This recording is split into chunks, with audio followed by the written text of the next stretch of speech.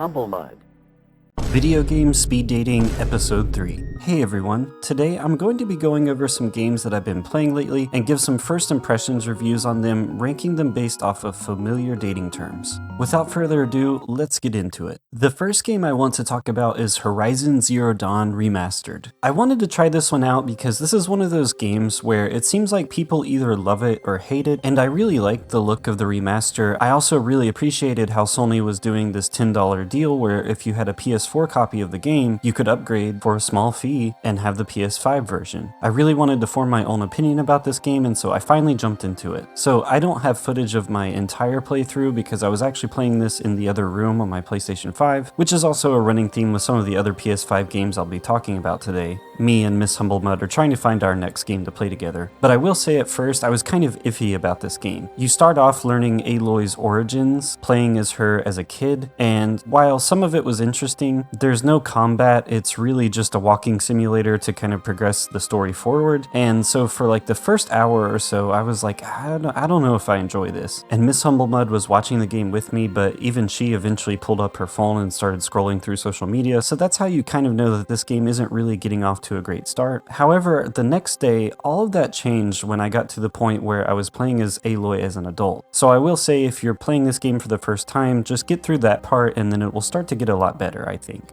I'm not going to spoil anything, but I think the story is really interesting here. I love the setting, obviously, especially with this PS5 remaster. As you can see, this game is gorgeous. And this is video captured straight off of my PS5's rewind feature. It's not off of my capture card, so the quality is not quite there, but even then, this game is still gorgeous. I also really like the music and the ambiance. There were several times playing this game where I just caught myself saying, like, look at this. I kept taking a ton of screenshots. I've just gotten through all of the initial segments of the game, setting up the storyline and all of that, and have now made it to the open world segment of Horizon Zero Dawn, and to be honest, I'm really enjoying it so far. I am curious to know what you think if you played this game. I hear some people say that the side missions are really great, and I hear other people saying just stick to the main storyline, and I've only done a couple side quests so far, so I haven't really formed my own opinion on that, but if you have any advice on that, just let me know. Sometimes I can get open world fatigue, but I'm trying to combat that by playing this game and playing the next one that I'm about to talk about.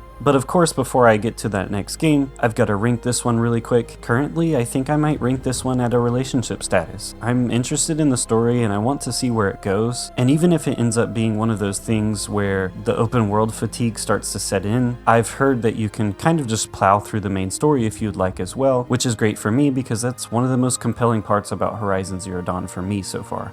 As I said, I'm trying to challenge myself because I often have a hard time completing open world games, and so the next one I wanted to try was Xenoblade Chronicles Definitive Edition. Now, if you've been following my channel for a little while, you know that one of the big motivators for me doing my Wii U video last year was to sort of defend the Wii U after seeing so many people dog on it following the Xenoblade Chronicles X Switch port announcement, and I'm actually getting Xenoblade X myself. I found it for a really great deal, much sooner than I expected, so I couldn't pass it up. And I thought, you know, now that Xenoblade Chronicles X is on the way, now is a better time than ever to get into the first one. I've always been intrigued by this game. I really wanted to have it on the Wii back in the day, but never got the chance. And I really do think that this is the definitive way to play it. One of the things that held the original one back so much was that 480p Nintendo Wii output. Seeing it in HD is great, and that's the way that it probably should have been from the beginning. And I'm super excited to say that playing through these opening hours, it really did give me those feelings back. The type of feeling I'm talking about is that sort of sense of awe and discovery that I felt with stuff like Dragon Quest XI or Skies of Arcadia. I'm so impressed with Monolith's ability to create these massive, detailed open worlds on relatively weak hardware. They are masters at that. I also love the whole premise of this game, considering that you're living on the world that was built off the backs of these two giant mecha that fought each other and suddenly froze in time after defeating each other at the exact same moment. Super cool stuff, and the world building looks like it's going to be right up my alley.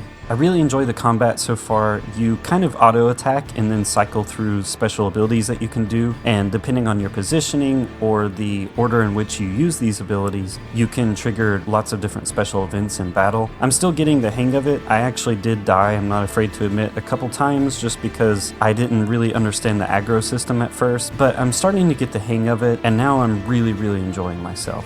Or really feeling it, I guess.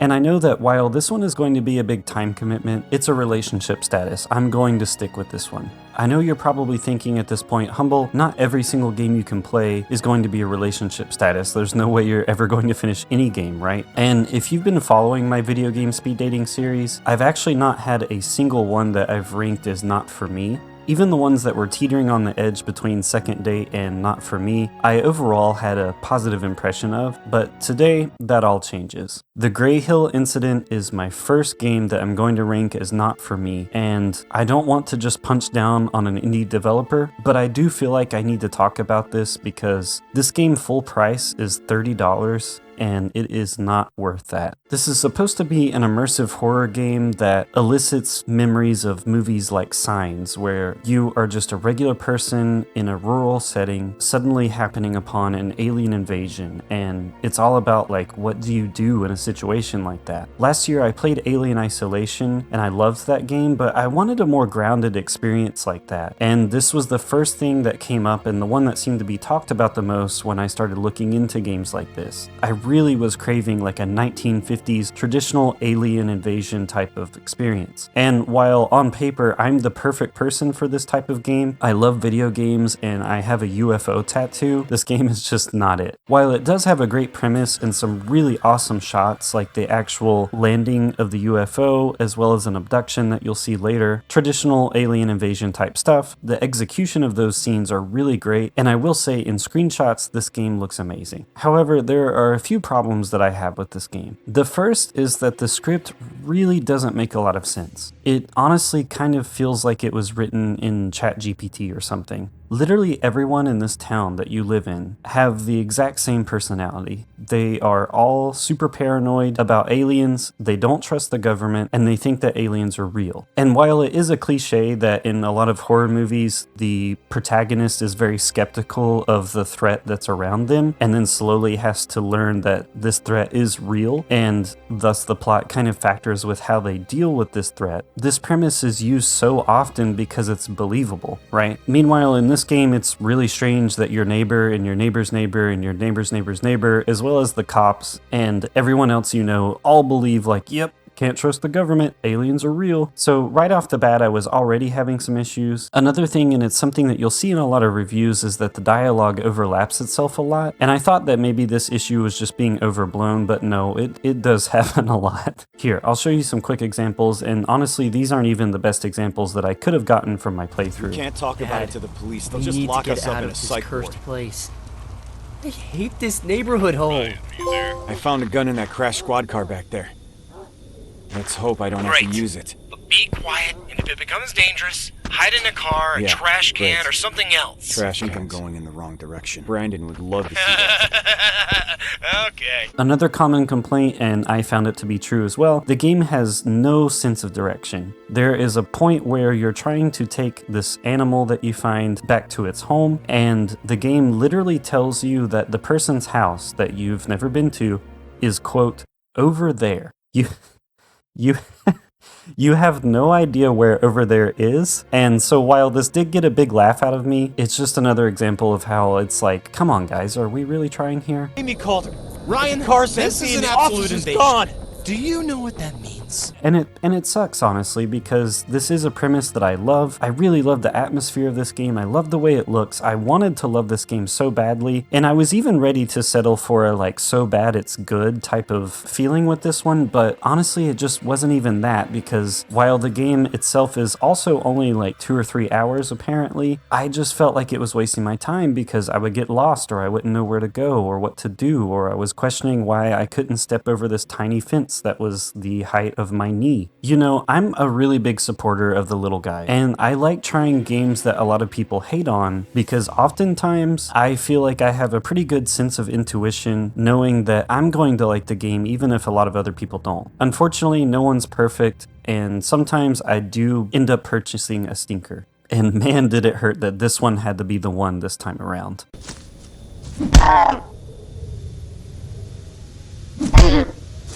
So yeah, super unfortunate, but let's move on to the next indie game, and thankfully I had a much more positive experience with this one. Shadow of the Road was a game sent to me by Owlcat, and to be honest, I get a lot of indie games sent to me every day, and so there's only so many that I can get to, but the screenshots they sent me really won me over, as well as the premise. This game is essentially XCOM in a feudal Japanese setting. Now, before I begin this review, let me first say that this game is in an alpha state. It's currently in an open alpha, so you can play it yourself for free. So I did take this into account while I played the game a little early. I did enjoy my time with this overall. It does sort of have that alpha feeling to it at the moment, which is understandable. I'll just start off really quick with the issues so then we can get to the good stuff. First off, the characters kind of twitch at times, like this rifleman you see here. And when the characters cross their arms especially, you'll see a lot of clipping with their character models, like their hands go through their bodies or their weapons. Also, on that note, I noticed that Horizon Zero Dawn does this a lot, like Aloy's hair literally goes through her face sometimes in some of the cutscenes. So I guess if a quadruple A game like that can still have issues like that, this one definitely can. And lastly, there's this character that you obtain that has these abilities where she can do magical things with her hair, kind of like Sindel from Mortal Kombat, and that animation just looks kind of wonky and rough, like almost like a placeholder animation. But again, this game is an alpha, and overall, I really liked it. Like I said, the gameplay is very reminiscent of XCOM, and while I'm not an XCOM expert, I personally felt like it captured that feeling really well, so I think if this is something that is in your wheelhouse of games that you play already, you're probably going to like this one as well. While this game does take place in a feudal Japanese setting, and it does have some characters of historical significance, it's sort of a reimagining of these events, a what-if scenario where Japanese conquerors team up with this sort of nondescript Wolfenstein villain-type army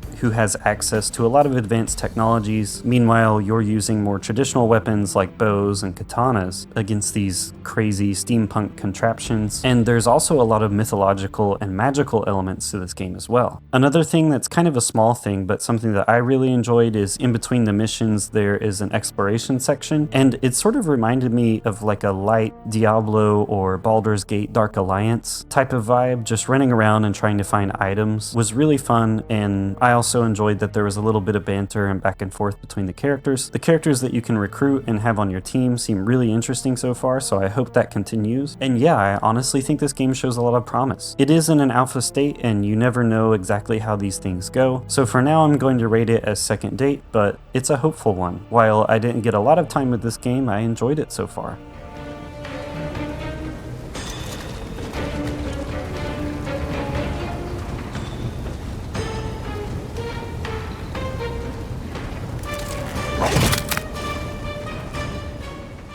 Last but certainly not least, we're going to be talking about Yakuza Kiwami. Now, this is technically not the first RGG Studios game I've ever played, but that distinction actually belongs to Fist of the North Star Lost Paradise. This is the first mainline Yakuza game I've ever tried, and I fell in love. I knew I was going to like this game. I had a really strong feeling that I was going to like this game anyway, but I didn't think I was going to love it as much as I did, and I ended up playing this game every single morning before work, and sometimes would binge it in the afternoons afterwards, and I already beat this game before I even made this video. I love Kiryu as a character. I love the mini games and all the side distractions that this game has. It has a sort of Shenmue feeling, and I'm only showing a lot of early footage from this game because I don't want to spoil things for people, but it also gets into some dark places. It's one of the most well-directed and well-shot games I've ever seen. Like, the shots from this game almost look like they're out of a movie, the way that they're framed. And yeah, this was honestly one of my favorite gaming experiences of 2025 so far. I did try to jump into the second one right after this, but sometimes I need a little bit of breathing room, and so while I'm really excited to play that one and I liked some of the new features that they added, I'll probably take a little break before I go back into it again. But yeah, this game was awesome. It's so cool to be running through this giant city, and something I really like about games like Yakuza and Fist of the North Star is while the environments feel huge, you really get a sense of place the more and more you play. You start to know where everything is, you don't need a map, and you feel like you could just walk through this with your eyes closed. It does have a bit of a Shenmue feeling, although being different in a lot of ways as well, and that was really welcome. This game made me laugh, it made me tear up, it made me angry. It has lots of moments of genuine heart, and I can totally see why this series has become a modern classic, and I'm so glad that it's actually taking off the way in the West that it has. It deserves every bit of that recognition.